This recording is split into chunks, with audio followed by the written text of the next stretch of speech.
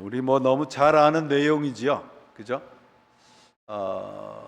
여러분들은 오늘 내용이 주제가 뭐라고 생각을 하시나요? 주제가 뭐 몇십 년 동안 설교 많이 들으셨을 거 아니에요. 성경도 많이 읽으셨을 거고, 뭐 한 여인의 헌신, 뭐 예수님의 죽음을 준비한다, 그렇게 우리가 다 이해를 하죠. 근데 이 주제는 사실은 복음입니다. 마가복음의 주제는 복음이에요. 제가 이 마가복음을 하면서 여러 차례 말씀드렸던 기억이 있는데, 마가복음만 가지고 있는 그 형식이 있다고 그랬습니다. 이렇게 기억하세요? 오늘 낮에 뭐 이게 뭐야? 샌드위치. 네, 샌드위치 구조가 오늘 아주 전형적인 마가복음에만 있는 그런 구조입니다. 그러니까 여기 보시면 1절에 보시면은 서기관들이 대제사장들과 서기관들이 예수를 흉계로 잡아 죽일 방도를 구한다, 그렇게 되어 있습니다. 그 다음에 이제 3절부터 9절까지에는 이제 거기에 내용이 이제 우리가 잘 알지만 8절에 그는 힘을 다하여 내 몸에 향유를 부어 내 장례를 준비한다, 그렇게 되어 있습니다. 그러니까 죽음을 말하죠. 그리고 11절에도 보시면 그들이 듣고 기뻐하여 돈을 주기로 약속하니 유다가 예수를 어떻게 넘겨줄까, 어떻게 죽일까, 그 말이죠. 그러니까 이제 이 크게 말하면 이겁니다. 이 오늘 본문 말씀은 죽이려는 자들과 죽음을 준비하는 한 여인에 대한 이야기입니다. 예수님께서 이제 그 나병 환자, 베다니에 있는 나병 환자가 이제 치유받았던 시몬의 집에서 있었던 일입니다. 음식을 잡수시고 있는데, 여기 보면 이제 한 여인이 들어왔다고 되어 있습니다. 한 여인이 들어왔다, 그렇게 되어 있어요. 아주 값진 나드 향유를 가지고 왔다. 대개는 이제 이 그 여인이 막달라 마리아일 것이다, 그렇게 얘기를 하고, 요한복음에는 마르다의 동생 마리아라고 소개를 하고 있습니다. 그런데 세 복음서가 다 다른 얘기를 하는 거 보면 정확한 이름이 없었던 것으로 보입니다. 근데 여자는 확실한 것 같아요. 아주 값비싼 나드 향유를 가지고 와서 그 옥합을 깨트려서, 여기에는 어디에 부었다고 되어 있습니까? 예수의 머리에 부었다고 되어 있는데, 요한복음 12장에는 예수님의 발에다 부었다, 그렇게 되어 있습니다. 그러니까 둘 다 사실은 뭐 어디다 부었느냐가 중요한 게 아니고, 둘 다 그 왕에 대한, 그 구세주에 대한 이 기름 부음에 대한 얘기죠. 그 나두 향유라고 하는 것은 그 히말리아 원산의 그 나르초를 그 뿌리에서 만든 거라고 그래요. 그러니까 지금으로 말하면 뭐 샤넬 5 정도 그렇게 비싼, 샤넬 5가 얼마나 비싼지 저는 잘 모르겠지만 그렇습니다. 그런데 이제 그 값이 엄청나다는 걸 다 아니까 5절에 보면 이 향유를 300데나리온 이상에 팔아 가난한 자들에게 주려고 주는 것이 어떻겠느냐. 그리고 이제 4절에 어떤 사람이 화를 내어, 그렇게 되어 있습니다. 마가는 상당히 그래도 누구를 이렇게 지목을 하지 않았어요. 근데 요한복음에는 직접 지목을 했습니다. 누구라고 되어 있냐면 가롯 유다라고 되어 있습니다. 가롯 유다가 화가 나고, 그런데 마태복음, 마가복음, 요한복음에 있는 것을 종합해 보면 제자들이 한 목소리로 이 여인을 비난을 했던 것으로 보여집니다. 명분이야 근사하잖아요, 여러분. 값비싸니까 이제 팔아서 가난한 사람에게 주자. 근데 이 사람들은 가난한 사람들에게 주자는 게 핵심이 아니고 뭐예요? 이 비싼 것을 왜 그렇게 낭비하느냐가 이들의 주장이었습니다. 그러니까 신앙이라는 게 여러분, 어떤 명분을 세우는 게 그렇게 중요한 것이 아니에요. 이 가난한 사람들에게 뭐 이런 것들을 구제하는 거 그런 거 좋지요. 그러나 우리가 정말 신앙의 명분이라는 것은 그 명분의 가장 중요한 것은 복음이라고 하는 거예요. 잊지 마시기를 바랍니다. 그래서 종교 지도자들의 그 예수를 죽이려고 하는 그들의 그 음모가 1절과 2절에 있고, 그 다음에 이 여인의 향유를 붓는 헌신이 3절부터 9절에 있고, 그 다음에 가룟 유다의 배신이 이제 10절 11절에 있는데, 요 3절부터 9절에 나오는 이 한 여인의 그 헌신이 바로 이 두 가지의 앞에 있는 대제사장들과 서기관들에 대해서, 가룟 유다에 대해서 양쪽의 이야기를 해석하는 중요한 열쇠입니다. 한쪽은 예수를 죽이려고 하는 자들이고, 다른 한쪽은 예수를 돈에 파는 제자가 있고, 그 가운데 한 여인이 있어요. 그러면 왜 한쪽에서는 예수를 죽이려고 하고 한쪽에서는 자기가 가진 거의 정말 가장 귀한 것을 다 예수님의 죽음을 기념하는 일에 썼을까 하는 겁니다. 내 장례를 미리 준비했다라고 되어 있는데, 지금 이제 그 13절서부터는 예수님이 예루살렘에 가면서 그 십자가의 고난과 죽음을 말씀하고 계시는 거거든요. 자, 보세요. 여기에 예수님께서 뭐라고 얘기하고 있느냐면, 이 여인의 그 헌신에 대해서 19절, 내가 진실로 너희에게 이르노니 온 천하에 어디서든지 복음이 전파되는 곳에는 이 여자가 행한 일도 말하여 그를 기억하리라. 자, 오늘 이 구절 말고 이 여인이 사도행전이나 사도 바울의 서신에 등장하는 거 읽어보신 적 있으세요? 그러면 사도들도 그렇고 사도 바울도 그렇고 예수님이 지키라고 한 거 안 지킨 거잖아요. 그죠? 그러니까 이거는 어떤 여인이 있었는데 아주 값비싼 이 향유 옥합을 깨서 예수님의 죽음을 준비했다라고 하는 것이 팩트가 아닌 거예요. 자, 여기 이제 보세요. 내가 진실로 너에게 이르노니 온 천하에 어디서든지 무엇가 전파되는 곳에 복음이 전파되는 곳에. 그럼 복음은 뭐라는 겁니까? 이 여인이 지금 예수님의 죽음을 기억하는 거예요.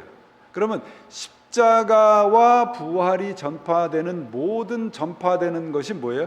이 여인을 기억하는 거예요. 그래서 사도행전에, 여러분 사도행전 읽어보시면 아시겠지만, 사도행전에서 사도들이 말씀하고 전하는 모든 핵심이 어디에 있느냐 그러면 십자가와 부활에 있거든요.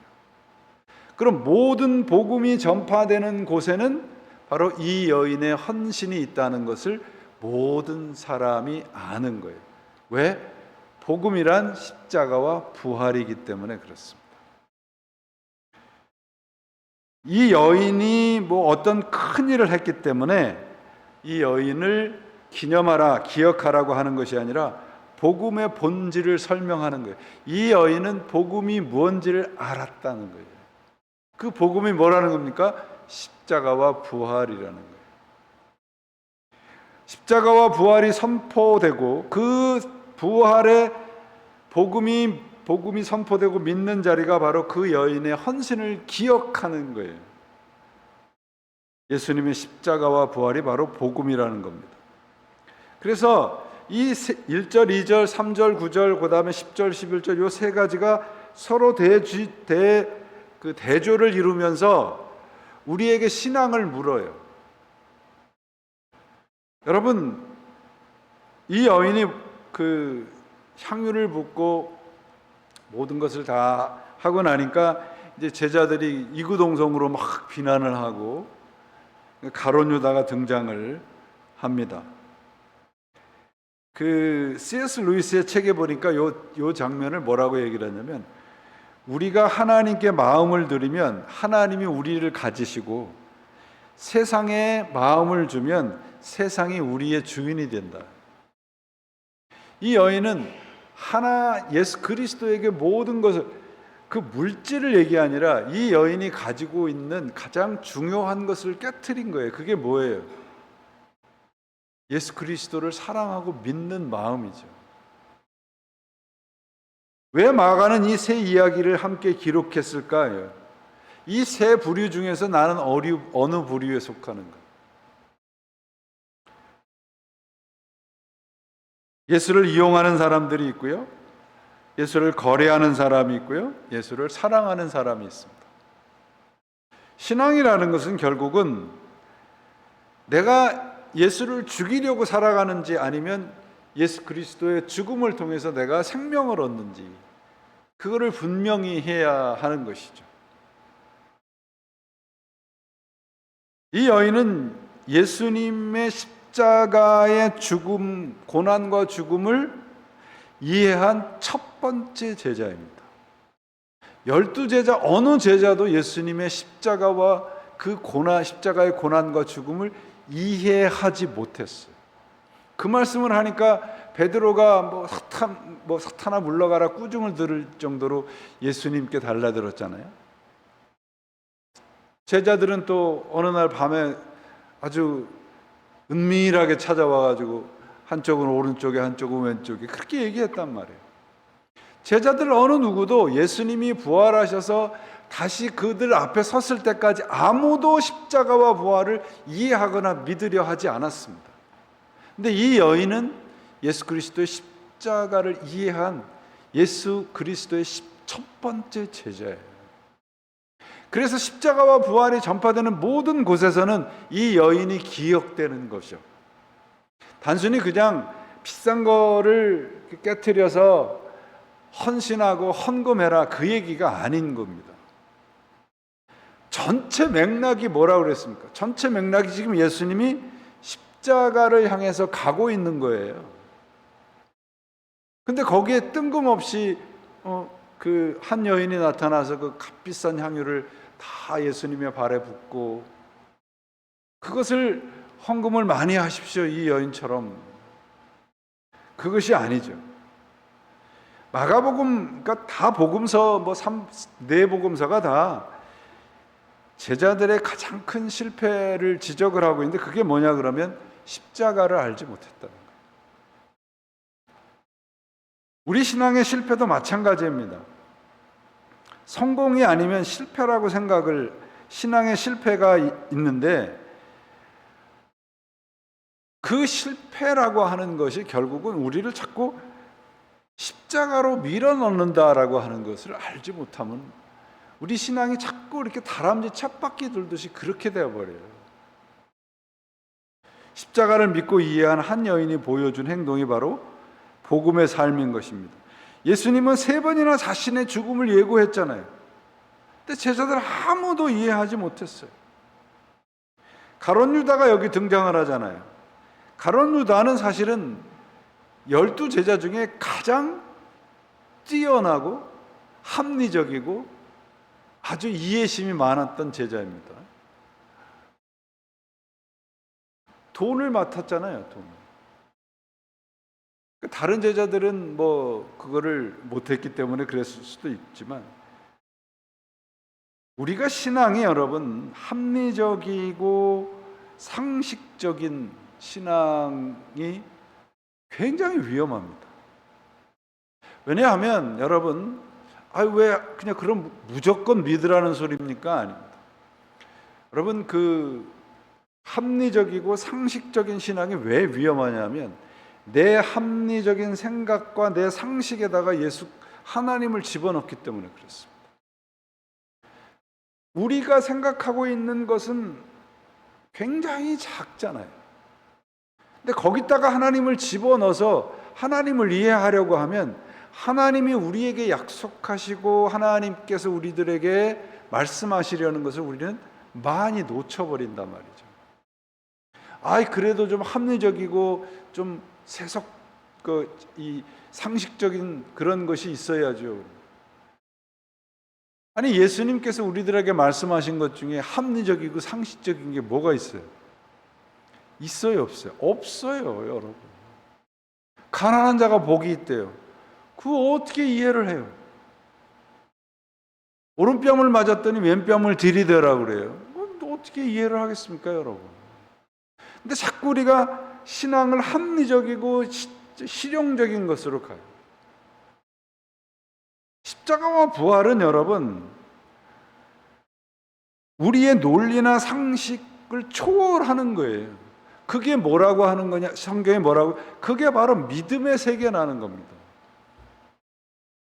교회 안에서 구제도 필요하고 봉사도 필요하고 여러 가지 프로그램도 필요합니다. 그러나 여러분, 정말 필요한 것은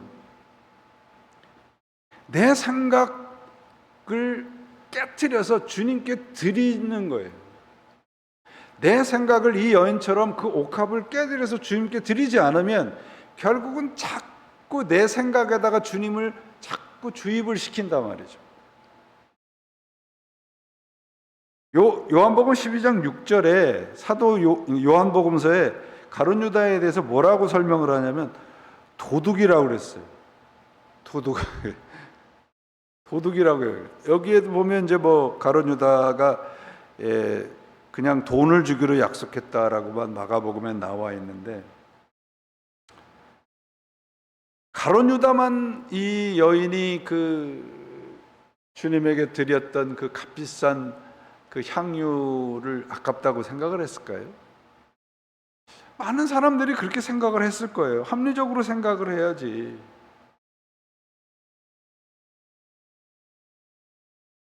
유다만 그랬던 것도 아니고 이 광경을 목격했던 모든 사람들이 아마 한 말씀씩 거들었을 거예요.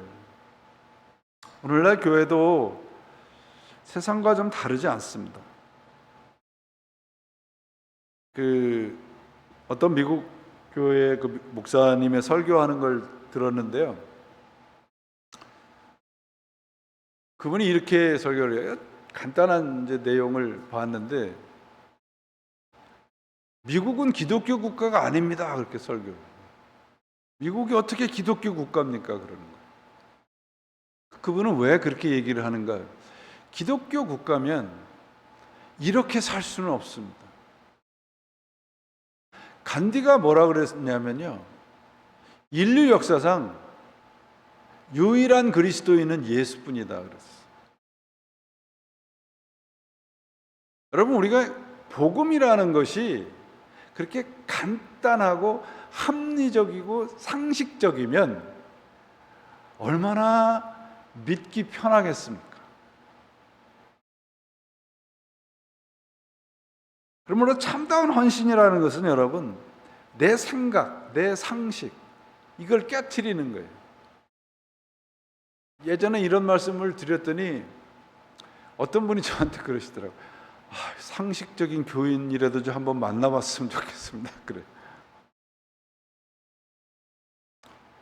이 여인이 가지고 있었던 그 귀한 향유 옥합을 부순 것은 자신의 생각, 자신이 가지고 있는 것이 내가 주인이 아니라는 선언이거든요. 그런데 이 가룟 유다는 돈꾀를 생각을 하고 상식적이고 세속적인 생각을 했던 것이죠. 교회가 교회답기 위해서는 우리가 가지고 있는 생각, 상식, 저는 그걸 돈꾀라고 얘기를 하고 금고라고 얘기하고 싶은데 그거 깨트려야 돼요. 그러면 정말 하나님께서 우리들에게 주시려고 하는 굉장한 평강을 누릴 수 있습니다. 여러분 요새 그 삶이 좀 평안하세요? 화평을 좀 누리십니까? 얼굴을 보면 별로 그러신 분들이 많지는 않은 것 같기도 하고, 화평이라는 것이 보면 여러분 Peace of God이 아니고요, Peace with God이에요. 성경의 화평이라는 뜻입니다. 그러니까 하나님과 함께 있는 것이 화평이라는 거예요.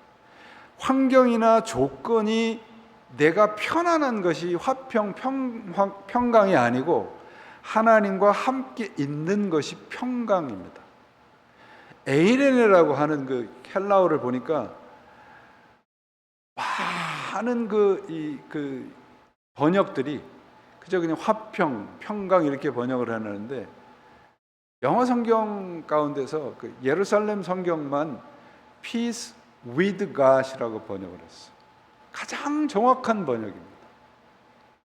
하나님과 함께 있는 거예요. 그러니까 하나님과 함께 하려면 내 생각이 하나님과 맞춰져 있어야 되잖아요. 예전에 그 노무현 대통령인가요? 그분이 대통령이 되고선 자주 했던 말이 코드가 맞아야 된다고. 코드가 맞아야 돼. 하나님과 우리가.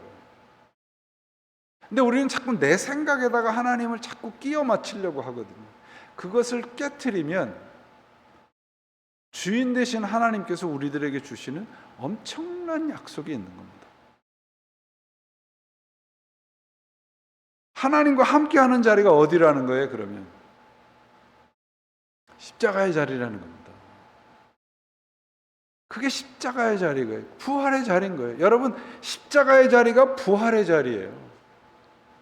근데 우리는 십자가의 자리는 생각 안 하고 부활의 자리만 생각을 하기가 쉽잖아요. 십자가 앞에 섰던 여인은 자신의 모든 것을 드릴 수 있었지만 돈꾀 앞에 섰던 가룟 유다는 그러지 못했어요.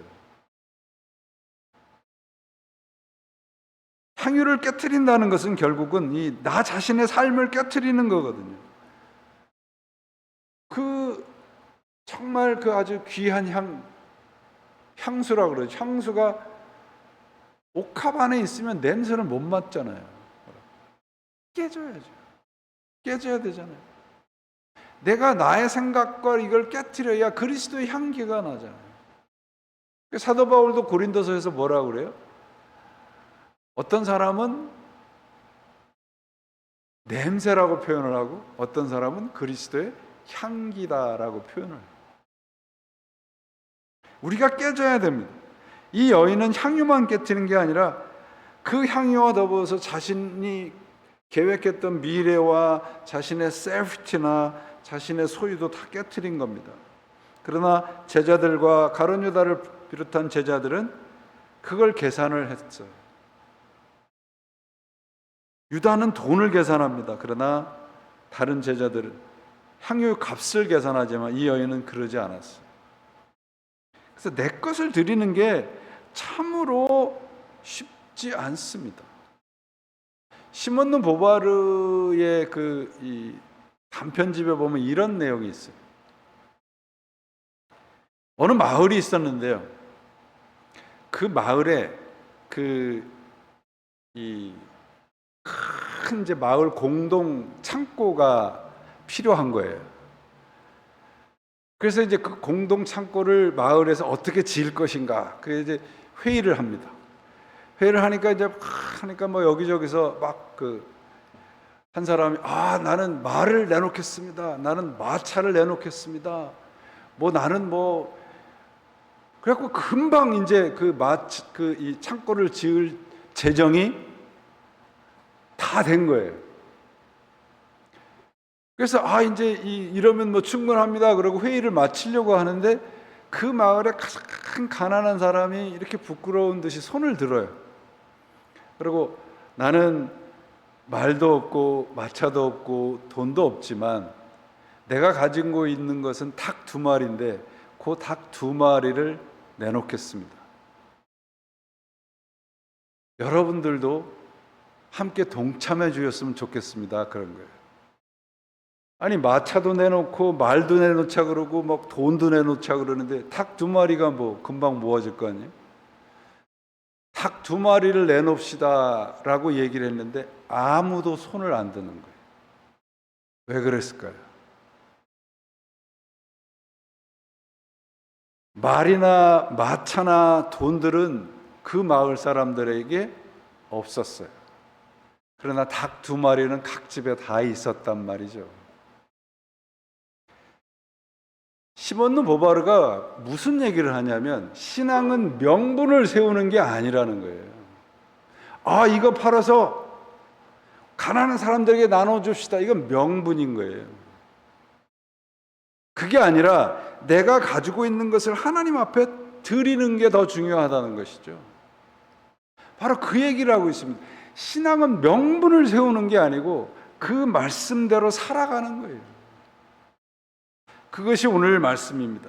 그래서 14장 6절에 보시면 뭐라고 되냐면 예수께서 이르시되 가만두라 너희가 어찌하여 그를 괴롭게 하느냐 그가 내게 좋은 일을 하였도다.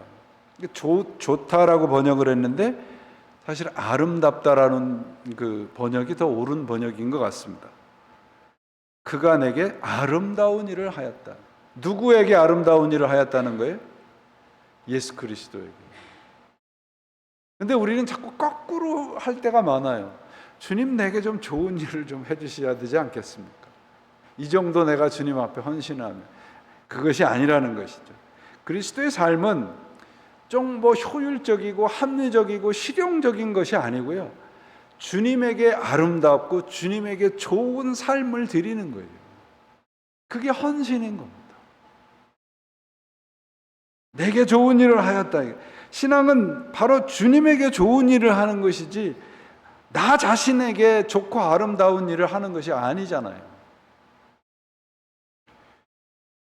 저는 이 오늘 말씀을 이렇게 준비하면서 예전에 정말 감동스럽게 본 영화가 있습니다. 여러분들도 한번 꼭 보시기를 추천을 하고 싶은 영화인데 덴마크 이 작가인 카렌 블랙센의 소설을 영화한 건데 1987년에 아카데미 그 외국 영화상을 수상한 작품인데 바베트의 만찬이라는 작품입니다. 보신 분이 계세요? 바베트의 만찬. 요새 뭐 그 요리사들이 굉장히 인기 있는 직업이잖아요. 그래서 뭐 맛있는 음식들 뭐 하는데 여기에 정말 그 프랑스 요리들이 정말 아름다운 요리들이 등장을 하는데 이 바베트라는 게 사람 이름이에요. 이 바베트라는 사람이 그 사실은 그 프랑스 혁명 때 그 쫓겨가지고 그 노르웨이의 아주 작은 마을로 쫓겨가요. 근데 이 사람 바베트라는 사람은 굉장히 유명한 아주 그 유명한 레스토랑의 셰프였습니다. 근데 아무도 몰라요 그 마을에. 근데 요 이제 여러분들이 영화를 혹시 찾아보시면 요게 크게 두 부로 나눌 수 있는데 노르웨이 한 마을에 목사님이 계셨는데 딸 둘. 아주 굉장히 보수적이고 엄격한 신앙의 가정. 그리고 그들은 정말 신앙적으로 살려고 애를 쓰고 정말 하나님 앞에 감사하려고 애를 쓰고 살아가는 모습이고요. 이 바베트라는 사람은 근데 이 가정에 들어와서 그 딸 둘이 있는데 그 딸 둘을 아주 그 14년 동안 그냥 말하자면 식모 일을 하면서 그 집에서 있어요. 근데 어느 날 복권에 당첨이 돼요. 이 여인이. 10,000프랑이라는 큰 돈의 복권에 당첨이 되니까 그 마을 사람들을 다 초대를 합니다. 집에다. 근데 아주 지금도 좀 기억이 나는 게 이제 프랑스 그 요리들을 이렇게 요리하는 그것들이 참 그 아름다운 모습들이 참 많은데요. 그 사람들은 저 사람이 이제 돈도 있고 그러니까 마지막으로 이게 좀 잘 베풀고 이제 프랑스로 돌아가려고 하는구나. 근데 마을 사람들에게 베풀어진 음식은 그야말로 최고급 중에 최고급인 거예요.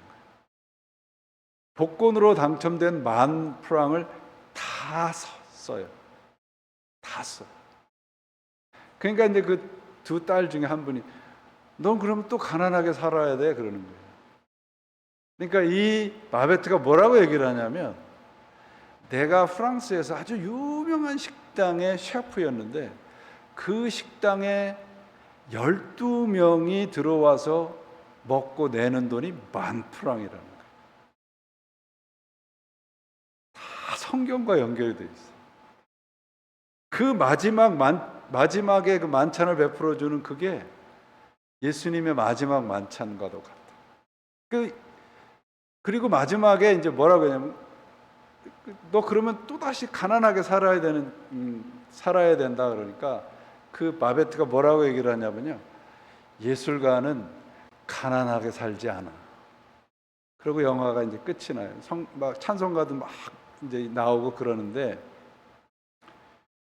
그 식탁 안에서 이 식사를 하면서 사람들의 그 아주 오래된 그 이 서로를 원망하고 서로를 미워하는 마음들이 그 안에서 다 녹아져. 음식을 아주 맛있게 먹고 좋은 음식을 먹으면서. 그러니까 그냥 우리 믿는 사람들 저기 예수님이 마지막 만찬의 자리와 너무 닮아 있구나, 그걸 금방 느낄 수 있는데, 저는 그걸 보면서 뭘 느꼈냐면요, 그 두 딸과 그 아버지, 목사인 딸의 가정, 그러니까 목사님이 항상 설교하고 성경 공부하고 찬양하고 그런 것도 하나님이 기뻐하시는 일이지만, 이 바베트라고 하는 그야말로 세속적인 일을 하는 사람이 자신의 모든 것을 다 들여서 그 마을 사람들에게 대접하는 그 마음도 성스러운 일이라는 거예요. 그 영화는 거룩하고 세속적인 것에 구분이 없다는 것을 얘기를 하고 있습니다. 여러분, 제가 왜 이 영화를 떠올렸냐 하면, 이 여인이 바로 그 얘기를 하는 거예요. 우리는 값비싸고 돈, 물질 그러면 그건 세속적인 거라고 생각을 합니다. 신앙이란 뭐냐 그러면 그런 세속적인 것을 가지고 거룩한 일을 하는 거예요. 여러분들이 살아가는 모든 자리에서, 여러분들의 있는 자리에서 여러분들이 그리스도인으로 살아가는 것이, 그게 거룩한 거예요. 제가 여기서 설교를 하는 것만 거룩한 게 아니고요, 여러분들이 어떤 형편과 사정 속에서 여러분들이 비즈니스를 하시든 뭘 하시든 그 자리에서 살아가는 그리스도인의 모습이 바로 더 거룩한 겁니다. 바로 그것을 이야기를 하고 있습니다. 그러니까 그렇지 않으면 우리는 가난한 사람들한테 이걸 팔아서 가난한 사람한테 나눠주는 것이 거룩한 게 아니고, 그저 하나님께 드리는 거예요. 복음의 헌신을 하는 겁니다. 선교사가 되고 목사가 되는 게 아니고, 이 여인은 자신의 있는 자리에서 그것을 자신을 깨트려서 주님께 드린 거죠. 이게 믿음이라는 것입니다. 저는 그렇게 믿습니다. 신앙생활 지금까지 하면서 이렇게 말하면 참 죄송한데, 평신도보다 믿음이 좋은 목사를 제가 만나보질 못했어요. 별로. 평신도들이 훨씬 믿음이 좋으세요. 왠지 아세요? 목사는 여기서 내가 거룩한 일을 한다고 착각을 할 수 있습니다. 그렇지 않습니다. 여러분들은 하나님의 말씀을 가지고 세상에 나가서 얼마나 애를 쓰고 살아가십니까? 그렇지만 그 애를 쓰고 힘쓰는 그 자리가 거룩한 자리라고 하는 거 잊지 않고 살아가시길 바랍니다. 굉장히 중요합니다, 여러분. 그게 헌신이에요. 그게 바로 예수님께서 복음이 전파되는 곳에 이 여인이 항상 기억되리라는, 내가 그리스도인으로 살아가는 그 자리에서 여러분들이 기억이 될 것이고 하나님이 기억하실 것이고 예수 그리스도의 복음이 전파될 것입니다. 그것이 헌신이에요. 여러분, 우리에게 맡겨진 일들이 여러분들 보고 교회 와서 24/7 교회 오라 그러는 목사님도 계시더라고요. 그게 아니라 여러분의 있는 자리에서 여러분들의 생각과 여러분들이 가지고 있는 건 늘 깨트리려고 애를 쓰시고 하나님 앞에 이렇게 기름 부음을 받는 사람으로 살아가는 것이 진정한 그리스도인의 모습이라고 믿습니다. 오늘 이 말씀이 바로 아까 제가 말씀드린 영화의 그 마지막 만찬, 바베트가 준비한 그 마지막 만찬의 마지막 그 자리, 그래서 여러분들 유튜브에 가면 이렇게 치면 아주 자세하게 한국말도 다 이렇게 있을 거예요. 그래서 보시면 참 좋을 영화이긴 한데, 결국은 뭐냐 그러면 여러분, 우리가 하나님과 우리와의 관계에서 우리가 깨트려지면 우리가 하나님의 자녀로 살아가는 복을 누리게 되는 거예요. 그것이 진정한 헌신의 자리입니다.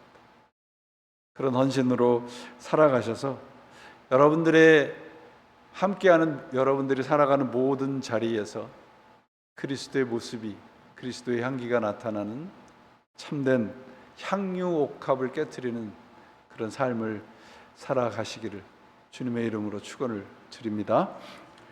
기도하시겠습니다.